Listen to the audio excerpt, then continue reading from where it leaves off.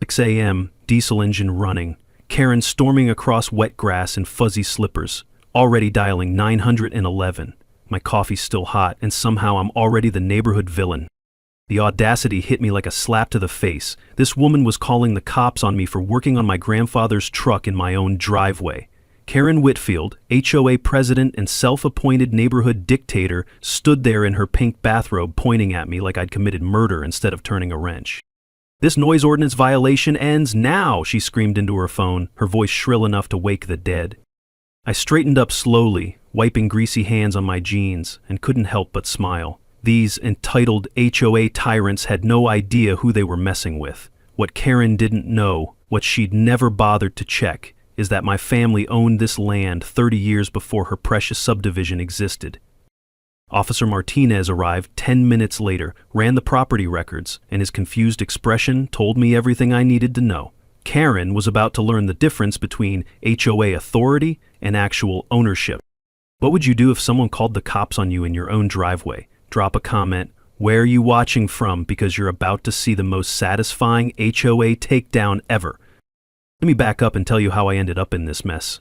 My name's Jake Morrison, and 6 months ago I inherited my grandfather's old farmhouse, all 2.3 acres of it, sitting right in the middle of what's now called Meadowbrook Estates. Grandpa bought this land back in 1962, when it was nothing but cornfields and cow pastures. He raised 5 kids here, including my dad, and I spent every summer of my childhood running through that red barn and helping with the vegetable garden. The house smells like coffee and sawdust exactly the way I remember it.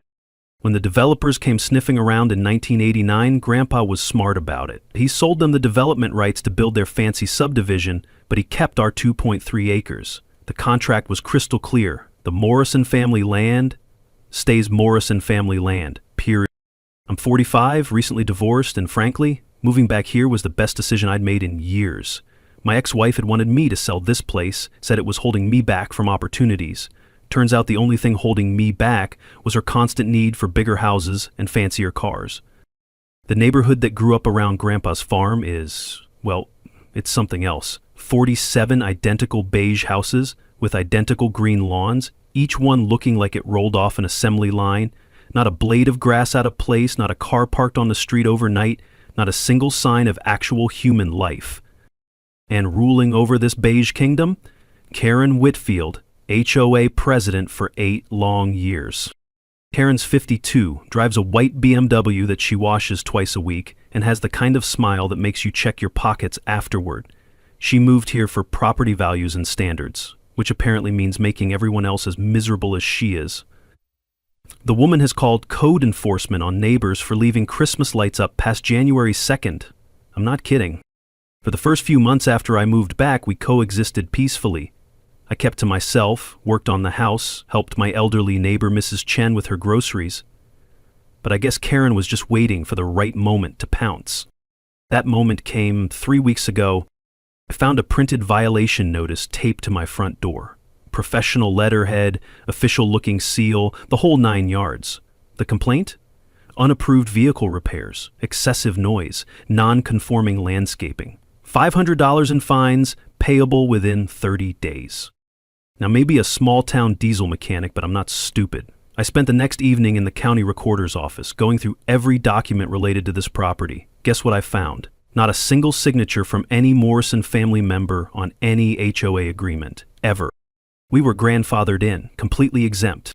When I didn't pay Karen's made-up fine, she escalated, posted on the neighborhood Facebook group about how I was bringing down everyone's property values with my rural lifestyle choices. The comments were brutal. People calling me selfish, inconsiderate, a bad neighbor. These were folks I'd never even spoken to, forming opinions based on Karen's version of reality. That's when I decided to rebuild Grandpa's 1987 Chevy pickup. Call it a memorial project, call it therapy. Either way, I was going to bring that beautiful old truck back to life.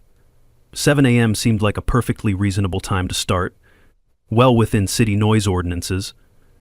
The sound of Karen's slippers slapping against wet grass should have been my first warning, but honestly, I was focused on getting that carburetor cleaned, breathing in the familiar smell of diesel fuel and possibility. Officer Martinez, turns out we went to high school together, recognized me immediately. "Jake Morrison, haven't seen you since graduation. How's your grandpa?" "Passed away in April," I said, left me the farm. That's when Martinez pulled up the property records on his computer. His eyebrows shot up like they were spring-loaded. Ma'am, he said to Karen, this gentleman owns this property, has for decades. Karen's face went through several interesting color changes. That's impossible. This is an HOA community. He has to follow our rules. Martinez looked at me, then back at Karen. Actually, ma'am, according to these records, his property predates your HOA by about 30 years. The look on Karen's face? Pure, undiluted rage, and I knew right then that this was just the beginning. Karen didn't take that revelation well. Not well at all. The next morning my phone buzzed with a text from Mrs. Chen. Emergency HOA meeting tonight. Karen's lost her mind. I shouldn't have been surprised. When someone's entire identity revolves around controlling other people, discovering you can't control someone tends to break their brain a little. The meeting was called for 7 p.m. at the community center, a beige building that matches all the beige houses, because apparently diversity is against HOA bylaws. I decided to attend, partly out of curiosity and partly because I figured Karen would be talking about me anyway. The smell of burnt coffee and industrial carpet cleaner hit me the moment I walked in. Karen stood at the front of the room behind a folding table wearing a navy blazer that screamed, "I demand to speak to your manager." She'd prepared a PowerPoint presentation about me. "Ladies and gentlemen," she began, clicking to a slide titled "Protecting Our Community Standards," "we face an unprecedented threat to our property values." Up on the screen, photos of my property, my vegetable garden labeled unapproved agricultural activity, my work truck labeled commercial vehicle violation, the barn my grandfather built in 1963 labeled non-conforming structure. "This individual," she said, pointing at me like I was some kind of exotic disease, "refuses to comply with basic community standards. His property maintenance threatens everything we've worked to build here." I raised my hand. "Karen, can I ask a question?" Her eye actually twitched. "This is not a discussion period." "Right, but you're showing pictures of my property without permission, making claims about violations that don't apply to me, and calling me this individual when I'm sitting right here. My name's Jake, by the way." A few neighbors chuckled. Karen's face turned the color of a ripe tomato. She clicked to the next slide. Legal action required. The board, 4 people who looked like they'd rather be anywhere else, voted 4-1 to pursue all available legal remedies. Mrs. Chen was the lone dissenter, bless her heart. After the meeting, I drove straight to the county recorder's office. Tommy Rodriguez, the night clerk, was an old buddy from high school who owed me a favor from when I'd fixed his motorcycle for free. "Jake, what brings you here after hours?" "Need to understand something about property records, Tommy. This HOA situation is getting weird." Tommy pulled up the subdivision plat map from 1995 on his computer. There it was, clear as day, Parcel A, not subject to covenants. My 2.3 acres specifically excluded from all HOA authority. But here's where it got interesting. Tommy showed me the HOA's original incorporation documents from 1995. According to their own founding paperwork, they had no authority over my land.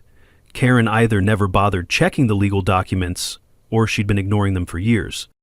"Tommy," I said, studying the screen, "if they've been operating under false pretenses, what does that mean for their other activities?" "Well," he said, scrolling through more records, "if they've been collecting fees or making decisions about property they don't actually control." That's when we found it. The HOA's 2019 annual report listed total acreage under their management as 17.3 acres, but according to the legal documents, they only had authority over 15 acres. They'd been including my property in their calculations, which meant they'd been charging residents maintenance fees for land they had no right to manage. The next morning brought a new escalation. Karen had organized a door-to-door petition campaign, complete with clipboard and official-looking badges. The petition demanded my removal as a non-compliant resident. I watched from my kitchen window as she worked the street, hitting every house with the efficiency of a seasoned politician. The crunch of autumn leaves under her sensible shoes created a steady rhythm as she marched from door to door. By afternoon, anonymous letters started appearing in mailboxes around the neighborhood. Not just mine, everyone's. "Sell and leave or we'll make you," written in block letters on generic copy paper. Mrs. Chen knocked on my door that evening, holding one of the letters.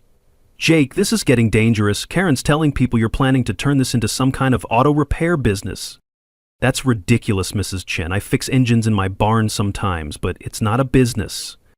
I know that. You fixed my lawnmower last month and wouldn't take a penny for it, but Karen's got some folks convinced you're going to have 18-wheelers rolling through here at all hours. That's when I decided to get serious about documentation. I installed security cameras around the property perimeter and started photographing the exact boundaries using Grandpa's original survey markers. The metallic click of the camera shutter became my evening soundtrack. But the real revelation came when I dug deeper into the HOA's financial records. Public documents showed something disturbing. They'd been paying property taxes on 17.3 acres, not 15. They'd been including my land in their tax assessments and passing those costs on to residents. Karen wasn't just power hungry, she might be stealing money. Karen's next move was pure desperation disguised as authority. At 6 a.m. on a Tuesday, I woke to the sound of official vehicles in my driveway. Through the window, I could see a city code enforcement truck and Karen's white BMW parked side by side like some kind of bureaucratic tag team. The smell of diesel exhaust mixed with Karen's overpowering perfume as I opened the front door. Standing there was Dave Patterson, city inspector, looking about as thrilled as a man getting a root canal. Behind him, Karen hovered like a vulture in a pantsuit. Mr. Morrison, I'm here about complaints regarding unpermitted structures and possible septic violations. I invited them in for coffee, but Karen jumped in immediately. That barn is clearly unpermitted, and I have reason to believe he's running an illegal auto repair business. Dave looked at his clipboard, then at Karen, then back at me. Sir, do you have permits for that barn? From 1963, I said, pulling out Grandpa's old folder. Would you like to see them? The look on Karen's face was priceless, like someone had just told her Santa Claus was filing for bankruptcy. Dave examined the yellow documents with the care of an archaeologist. These are grandfathered permits. Structure predates current zoning by about 40 years. He turned to Karen. Ma'am, this is all perfectly legal. But Karen wasn't done. What about the septic system? I'm sure it's not up to code. 20 minutes later, after Dave had poked around my perfectly functional septic system, he turned to Karen with barely concealed irritation. Ma'am, everything here is up to code. Someone gave me false information. After they left, I called Sarah Kim, the property attorney Mrs. Chin had recommended. Sarah's office smelled like leather-bound law books and determination, which I found oddly comforting. Jake, she said after reviewing my documents, you're not just exempt from HOA authority. They may have been committing insurance fraud. Here's what Sarah discovered. The HOA had been including my property in their insurance coverage and collecting premiums from residents for land they had no legal right to represent. Legal knowledge nugget. When HOAs include non-member property in their insurance calculations, they're essentially collecting money under false pretenses. Takeaway: if your property predates the restrictions, you're usually protected, and they can't charge you for coverage you never agreed to.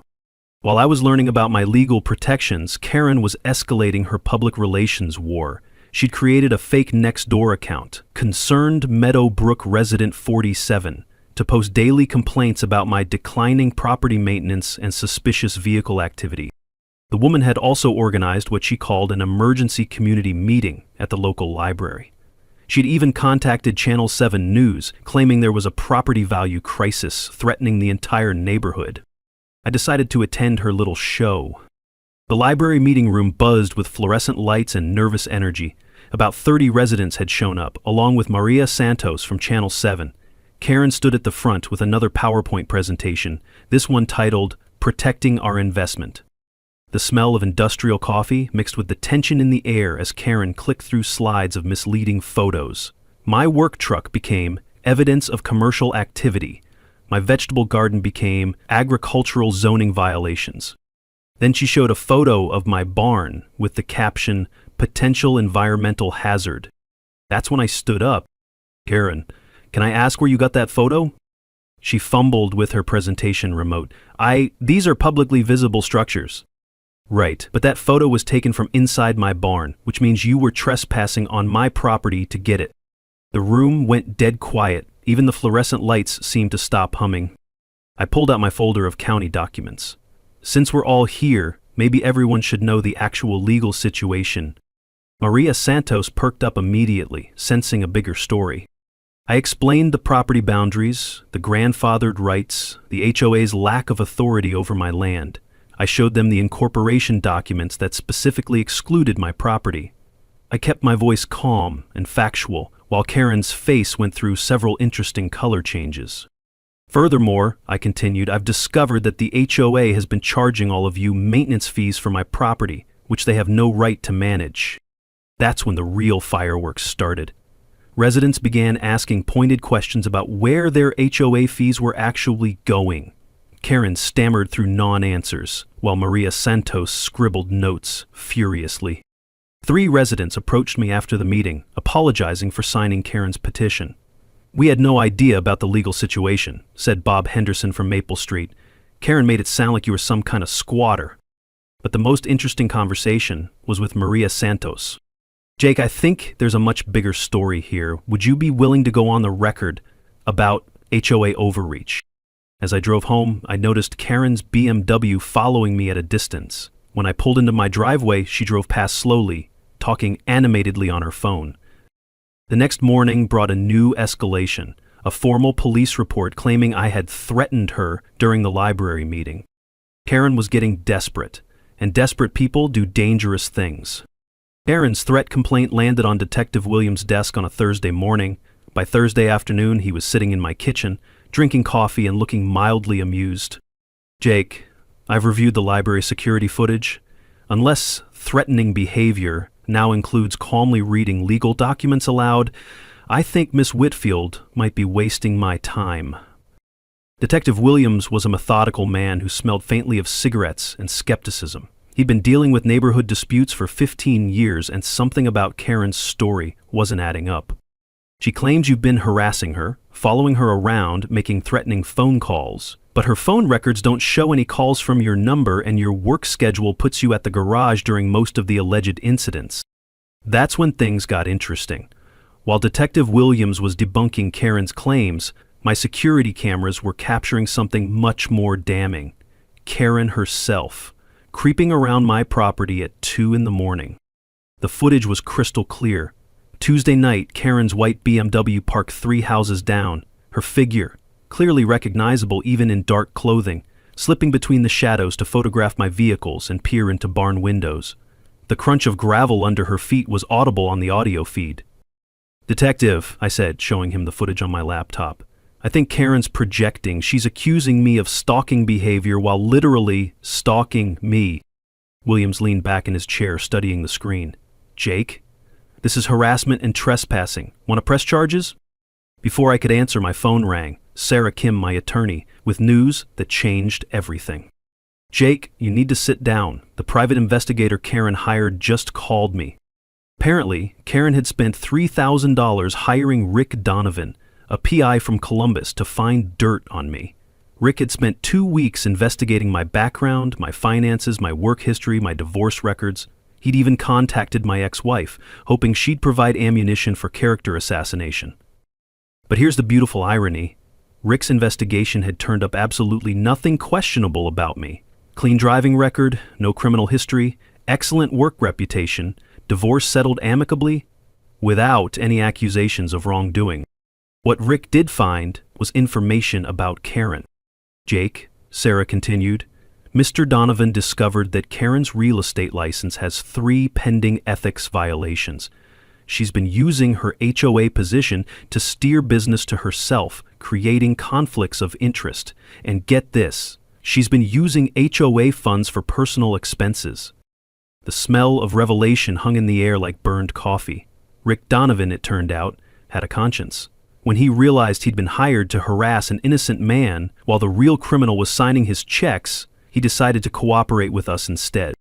Legal knowledge nugget. Private investigators who discover their clients are committing crimes have professional obligations to protect innocent targets. Takeaway, when someone hires a PI to investigate you and they find nothing, that investigator might become your strongest ally. Meanwhile, Karen's public campaign was backfiring spectacularly. Maria Santos from Channel 7 had started her own investigation into HOA financial practices. She'd discovered that several other residents had received letters from collection agencies for unpaid assessments, fees that weren't properly authorized according to the HOA's own bylaws. The community was beginning to fracture. Mrs. Chen organized a counter-petition supporting my property rights, while the neighborhood Facebook group split into warring factions.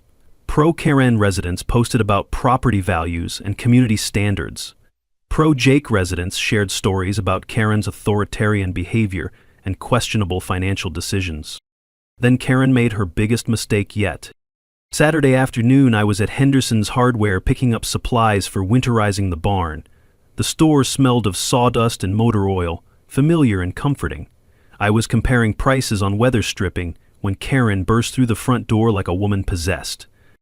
"There he is," she screamed, pointing at me with a trembling finger, "the man who's destroying our entire neighborhood." The other customers, maybe 8 people total, turned to stare. Bill Henderson, the store owner, looked up from his register with the expression of a man who'd seen too much drama for one lifetime. Karen launched into a tirade about property values, community standards, and my apparent plan to turn the neighborhood into a junkyard. Her voice grew higher and more shrill with each accusation. Spit flew from her lips as she gestured wildly. "He threatened me. He's harassing me. He's planning to open some kind of truck stop right in our backyard." I stood there, quietly, holding my weather stripping, letting her dig her own grave with words. "Ma'am," Bill Henderson said finally, "I'm going to have to ask you to lower your voice or leave the store." "Don't you understand?" Karen shrieked. "This man is a criminal, a threat to decent people." That's when young Ashley Morrison, no relation unfortunately, started recording with her smartphone. The video of Karen's complete meltdown would be viewed 47,000 times by Monday morning. But the best part? Sarah Kim had just discovered something in the county tax records that would blow this whole case wide open. The HOA hadn't just been mismanaging money, they'd been operating illegally for 3 years. Sarah Kim called me at 7 a.m. on a Monday morning, and the excitement in her voice cut through my coffee-induced fog like a chainsaw through butter. "Jake, you need to get down to my office immediately. What my paralegal found in the courthouse basement is going to change everything." An hour later, I was sitting across from Sarah's desk, staring at a yellowed document that looked like it had survived the Civil War.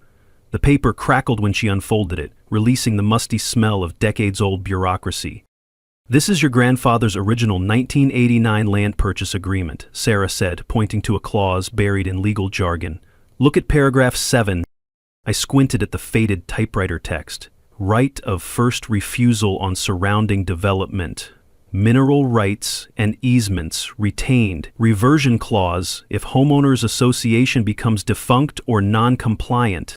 "Jake," Sarah said, her eyes practically glowing, "if the HOA loses its legal standing, you don't just get to ignore their rules, you potentially inherit control over the entire 15-acre subdivision."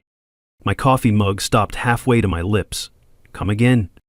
"Your grandfather was smarter than anyone realized. This clause means that if the HOA ever becomes legally non-existent, all the development rights revert back to the Morrison family. You could literally own the whole neighborhood."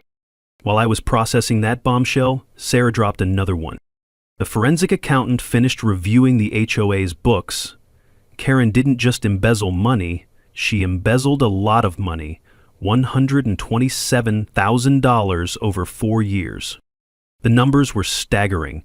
Karen had created a fake company called Meadowbrook Maintenance, LLC, and been billing the HOA for services that never existed. Lawn care that wasn't performed, repairs that were never made, supplies that were never delivered. The money went straight into her personal accounts. Legal knowledge nugget. Creating shell companies to steal from organizations you control is aggravated theft, not simple embezzlement. Takeaway: always check original property deeds. They might contain valuable rights you inherited without knowing it. But here's where it got truly devastating for Karen. The HOA itself had lost its legal standing. They haven't filed their annual corporate paperwork with the state since 2022, Sarah explained. Technically, the HOA doesn't exist anymore. Every decision Karen's made, every fee she's collected, every threat she's issued, it's all been without legal authority. The HOA had been a ghost organization for 3 years, collecting money and making rules with no more legal standing than my neighborhood book club. So when Karen threatened to sue me, she was bluffing with a hand that didn't exist, Sarah finished. A non-existent organization can't file lawsuits. The implications hit me like a freight train. Not only was I exempt from HOA rules, but those rules technically didn't exist anymore anyway. Karen had been running an elaborate con game, collecting fees and wielding authority she hadn't legally possessed since 2022. My phone buzzed with a text from Mrs. Chen. Karen's calling, emergency board meeting tonight. Says she has new legal strategy to handle Jake's situation. Something's wrong. She looks panicked. Sarah, I said, what happens if word gets out that the HOA has been operating illegally for 3 years?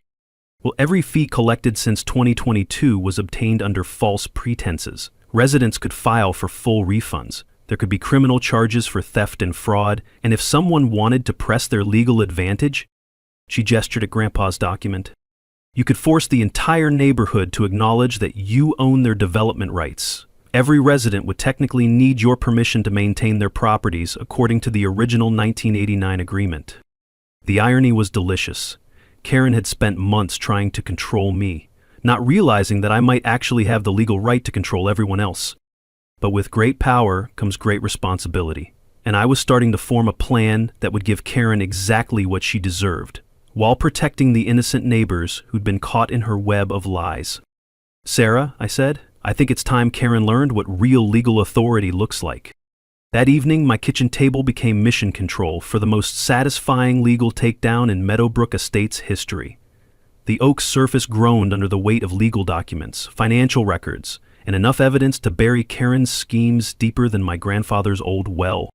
Sarah Kim sat across from me, her laptop glowing in the lamplight. Mrs. Chen occupied the chair to my right, sipping jasmine tea and offering the kind of strategic wisdom that comes from surviving 83 years of neighborhood politics. Maria Santos from Channel 7 had her recording equipment spread across one end of the table, while Officer Martinez, officially off duty but personally invested, reviewed the criminal evidence we'd assembled. The smell of coffee mixed with Mrs. Chen's tea, creating an oddly comforting atmosphere for planning someone's professional destruction. All right, Sarah said, pulling up her legal strategy document. We're going to hit Karen with a 3-pronged attack. Criminal charges, civil recovery, and complete HOA dissolution. She clicked to her first slide. Criminal side. I've already filed complaints with the State Attorney General for corporate fraud and elder abuse. The FBI's Financial Crimes Unit is interested because Karen's shell company operated across state lines when she used HOA funds for that Florida vacation. Maria Santos looked up from her notes. What about the media angle? That's where you come in, Sarah continued. We need this story to go public in a way that protects the innocent residents while exposing Karen's crimes. Can Channel 7 handle a week-long investigative series? Maria grinned. HOA corruption stories get massive ratings. My news director will love this. Officer Martinez leaned forward. From a law enforcement perspective, we need to coordinate timing. If Karen realizes how deep this investigation goes, she might try to flee or destroy evidence. Legal knowledge nugget. Triple damages are available in fraud cases where the defendant acted with deliberate malice against vulnerable victims like elderly residents. Takeaway. Recording HOA meetings and keeping financial records protects your entire community from predatory board members. Mrs. Chen set down her teacup with a delicate clink. Jake, what about the other residents? Many of them believed Karen's lies about you. They're victims too. That's where our community outreach plan came in. Mrs. Chen would lead a door-to-door education campaign, explaining residents' rights and teaching them how to check their HOA's legal status with the state corporate registry. We distribute copies of the original property deeds and show people exactly what they'd been paying for versus what they'd actually received. The goal, I explained, is to protect everyone from future predatory schemes while making sure Karen faces consequences for what she's done. Sarah pulled up financial documents on her laptop. The forensic accountant identified $340,000 0 cents in recoverable assets. Karen's Florida condo, the BMW lease, even her jewelry collection purchased with HOA funds. We can get most of the stolen money back. But here's where our plan got really clever. Instead of just exposing Karen's crimes, we're going to use her own tactics against her. Karen's been operating under the assumption that she has legal authority, Sarah explained. So we're going to schedule an official HOA board meeting, completely legal and proper, where she'll be required to account for her financial management. The beauty of it was that Karen would have to attend or forfeit any remaining authority. We'd hold the meeting at the county courthouse, invite all residents, welcome media coverage, and have a court reporter document everything for the official record. She won't know about the criminal investigation, Officer Martinez added. As far as Karen's concerned, this is just another neighborhood dispute she can bully her way through. Maria Santos was practically bouncing in her chair. This is going to be incredible television. David versus Goliath, except David has a law degree and Goliath's been embezzling money. The psychological aspect was crucial too. For months, Karen had been using fear and intimidation to control the neighborhood. Our response would be calm, factual, and completely transparent. Every document would be available for public review. Every resident would understand their rights. We're not trying to destroy Karen out of revenge, I said, looking around the table at my unlikely allies. We're protecting this community from future abuse. Mrs. Chen nodded approvingly. Good neighbors make good neighborhoods, not good rules. Our timeline was tight but manageable. Sarah would file the remaining legal paperwork by Friday. Maria would begin her investigative series the following Monday.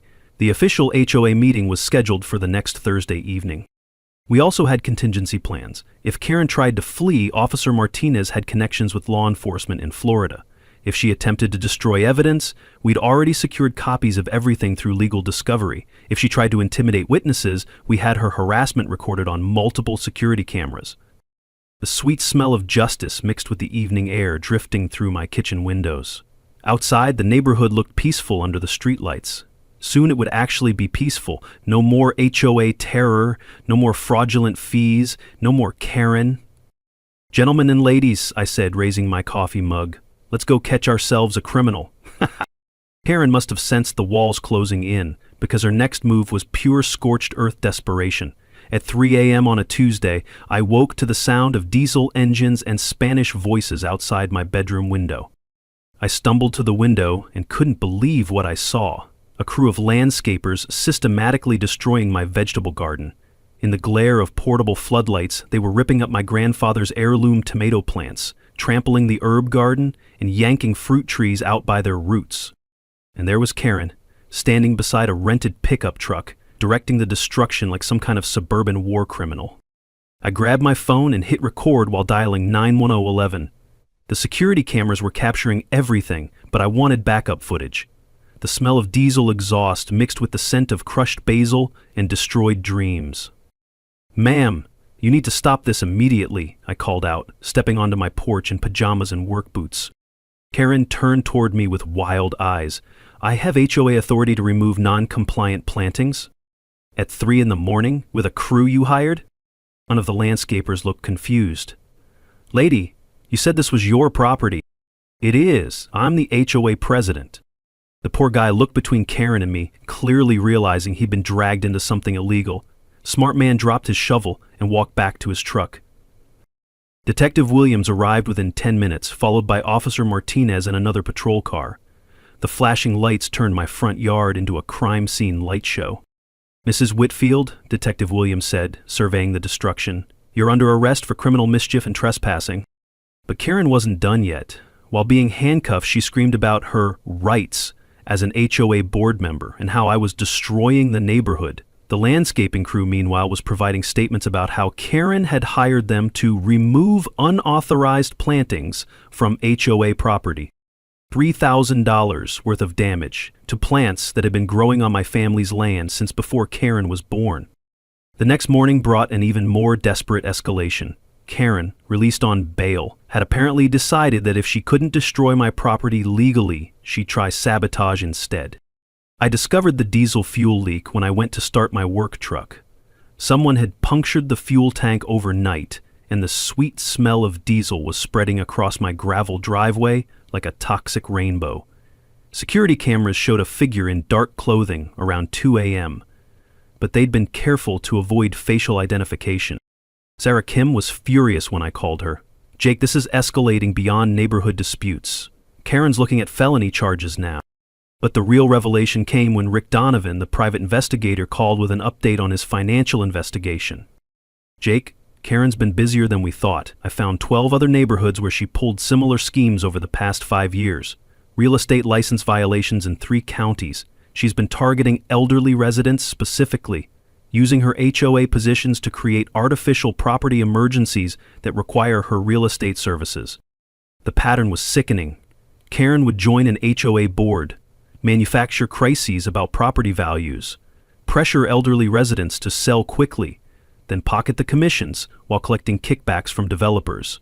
She'd stolen an estimated $400,000, 0 cents, across multiple communities.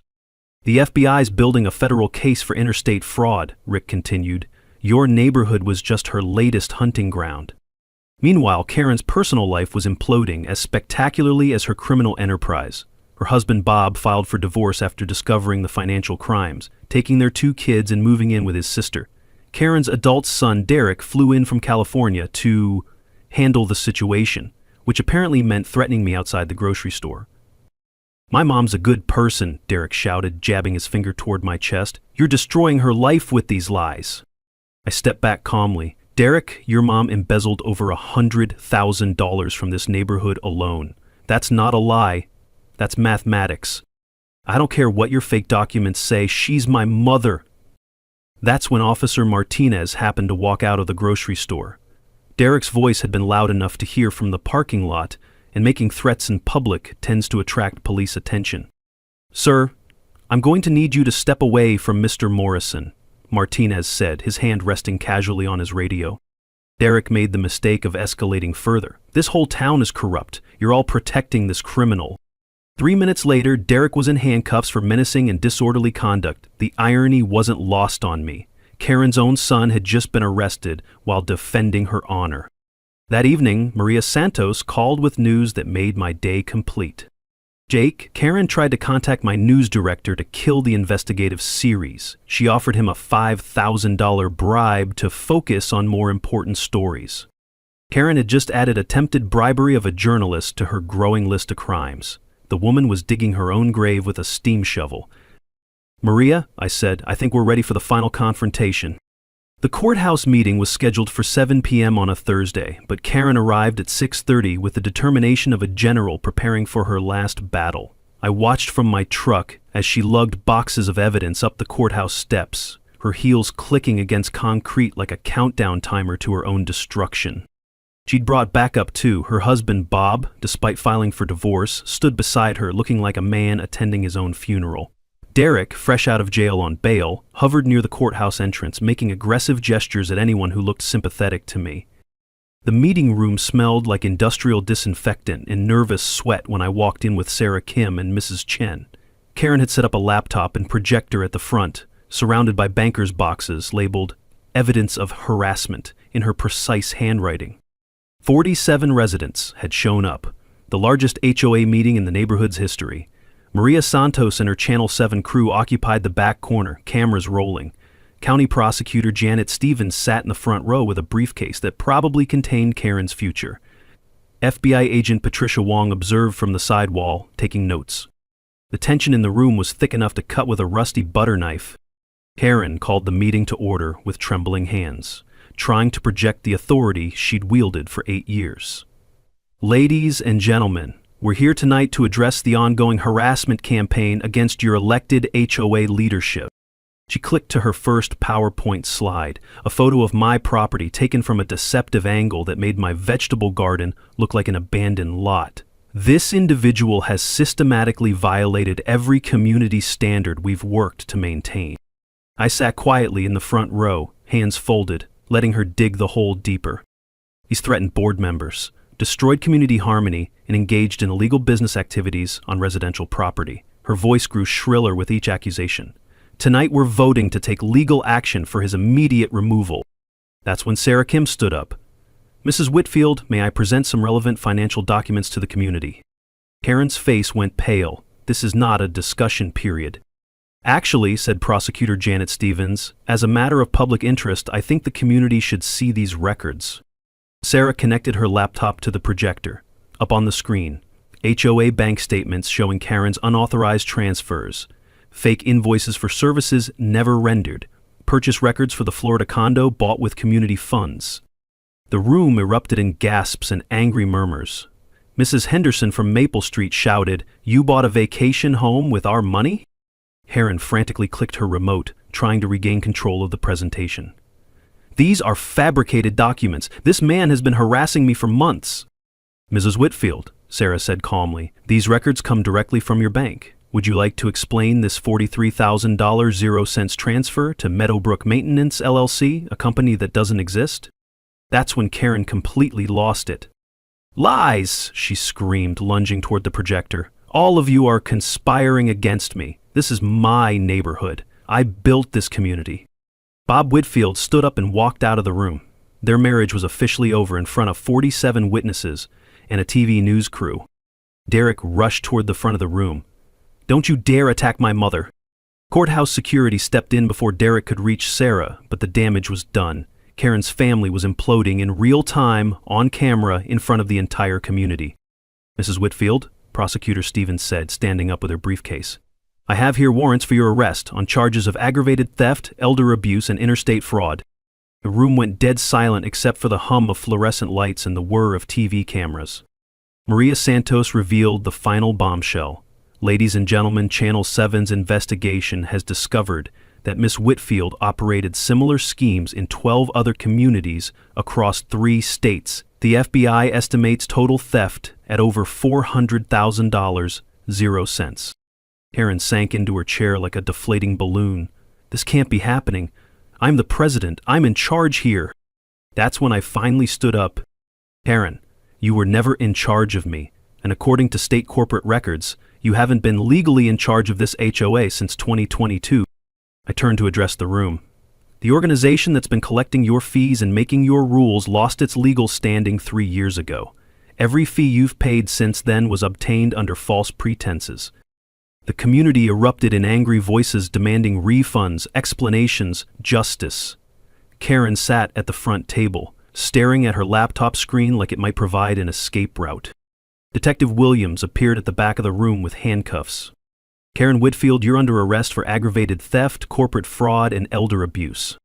As Karen was led away in handcuffs, she looked back at me with pure hatred. "This isn't over, Jake Morrison." I stood up calmly and delivered the line I'd been saving for months. "Actually, Karen, it is. You forgot one important detail when you decided to mess with me. I held up Grandpa's original land deed. I don't just live here, I own here." The look on her face was worth every sleepless night she'd caused me.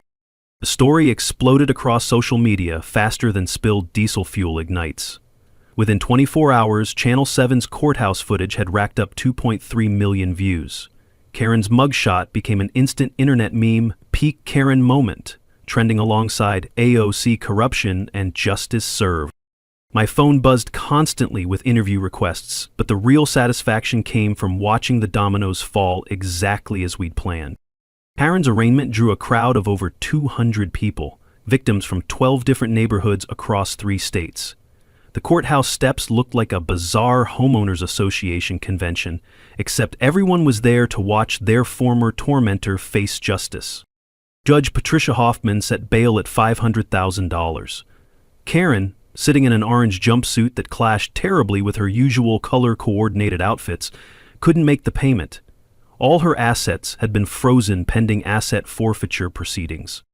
"Your Honor," Prosecutor Janet Stevens announced, "the state is filing federal charges for wire fraud, elder abuse, and racketeering conspiracy. We're seeking 15 to 20 years due to the scope of victimization and deliberate targeting of elderly residents." Derek had already pleaded guilty to lesser charges in exchange for cooperating against his mother. The kid finally realized that defending Karen's honor wasn't worth destroying his own life. But the real fireworks happened outside the courthouse. Maria Santos had coordinated with investigative teams from 3 major networks. ABC, NBC, and CNN all wanted the story of the HOA president who forgot her place and lost everything. The courthouse steps turned into a media circus that would have made Karen proud under different circumstances.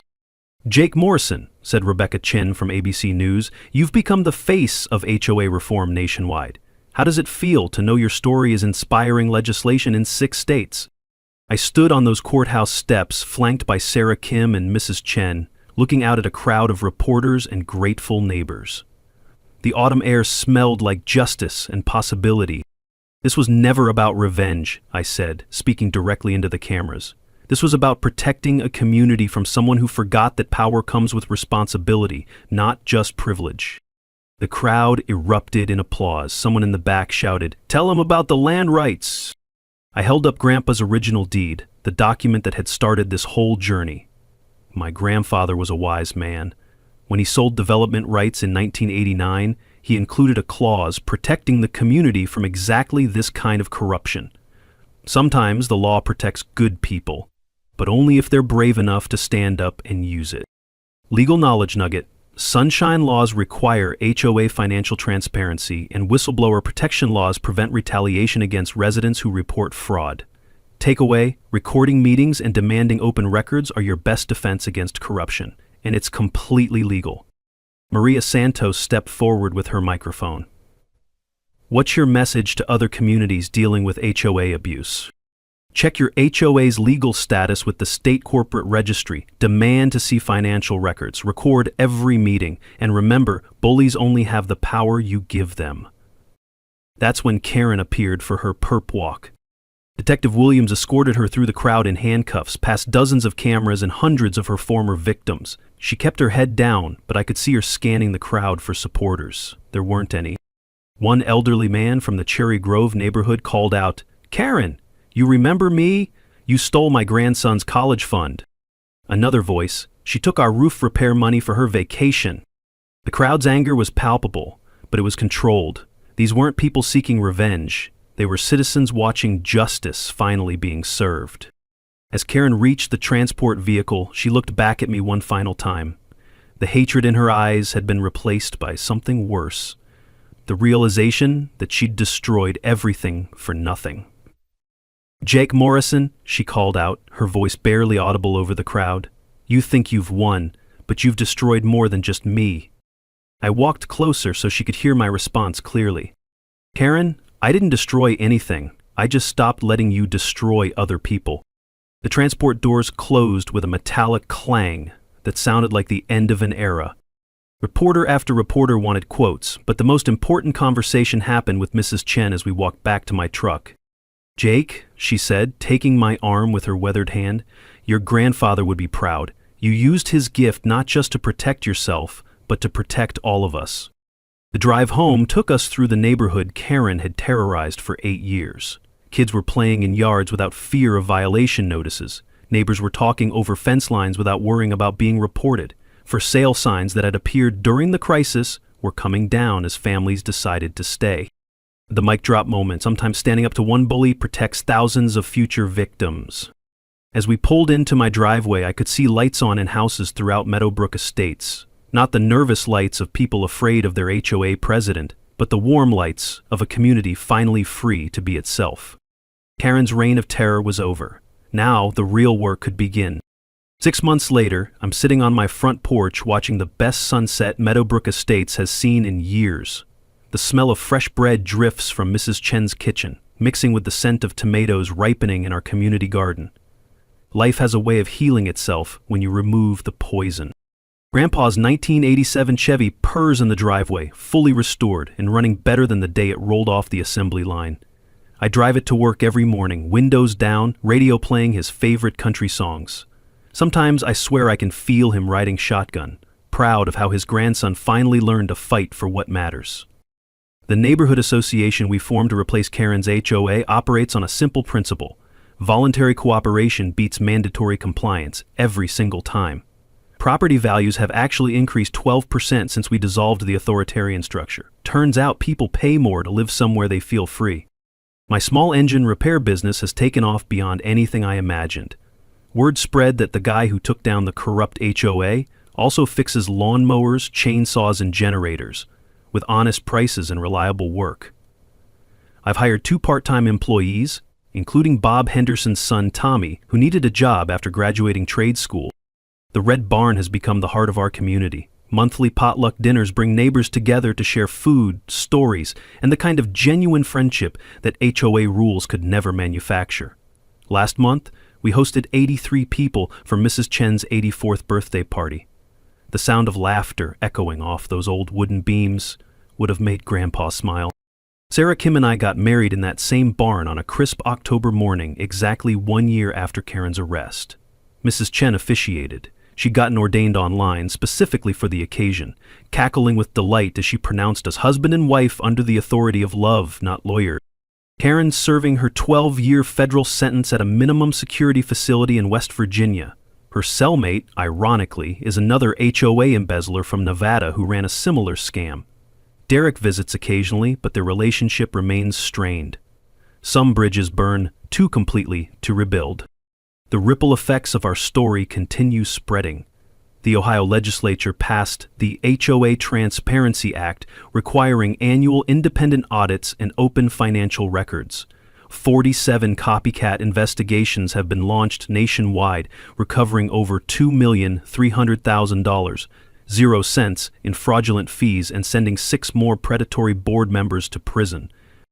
Testified before a congressional subcommittee on housing policy, sharing Grandpa's story and explaining how ordinary citizens can protect themselves from institutional bullying. Legal knowledge nugget. Sunshine laws requiring public meetings and open records are now standard in 34 states. Final takeaway. The best defense against corruption is an informed community that demands transparency. The community garden on my land produces enough vegetables to supply our local food bank year-round. We've established the Morrison Family Scholarship Fund, sending kids to trade schools and community colleges. This year's recipient, Maria Santos Jr., plans to study journalism, inspired by her mother's investigative work that helped bring Karen down. Mrs. Chen runs our Elder Protection Network, teaching seniors how to recognize financial scams and property rights abuse. She's prevented 3 attempted HOA fraud schemes in neighboring communities, earning the nickname the HOA Whisperer from grateful residents. The documentary Deed Restrictions and Democracy premiered at the Sundance Film Festival, winning the Audience Award for Best Investigative Film. Maria Santos used the prize money to start a nonprofit foundation supporting communities fighting HOA corruption. But the most satisfying moment came last week when I received a letter from a widow in Phoenix. Karen had targeted her neighborhood 3 years ago, pressuring elderly residents to sell their homes below market value. After seeing our story, the community investigated their own HOA, discovered similar fraud, and successfully prosecuted their board president. "Your grandfather's wisdom saved our neighborhood too," she wrote. "Thank you for showing us that one person with truth and law on their side can defeat any bully." As the sun sets behind the old barn, I can see children playing in yards throughout Meadowbrook Estates. No violation notices, no fear of arbitrary rules, no tyrannical HOA president watching from behind curtains. Just neighbors being neighbors.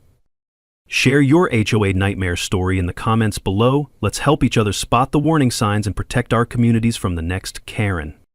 And subscribe for more stories about ordinary people fighting back against corruption and winning.